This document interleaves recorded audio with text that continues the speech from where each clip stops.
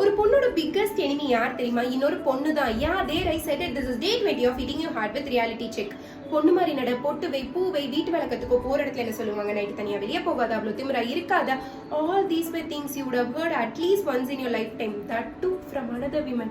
But let me tell you something, ஒரு பொண்ணு அவளோட ஓன் டர்ம்ஸ்ல வாழ்றானா அதுக்கு பேர் திமிர் இல்ல, she is being brave.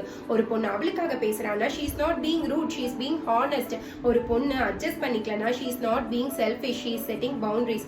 And most importantly, a woman lifting another woman up. She's a revolution. It's time we stop being each other's biggest enemies and start being each other's loudest cheerleaders.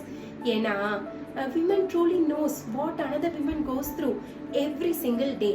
So next time ஏதோ ஒரு பொண்ணை shame பண்றதுக்கோ இல்லை கிரிட்டிசைஸோ பண்றதுக்கு முன்னாடி யோசிங்க, because what goes back comes back இல்லையா? And also உங்களோட biggest support சிஸ்டமாக இருக்க அந்த ஒரு பொண்ணுக்கோ இல்லை கேர்ள் கேங்கோ இந்த வீடியோவை ஷேர் பண்ணுங்க. For more such reality checks, subscribe to Heshwi.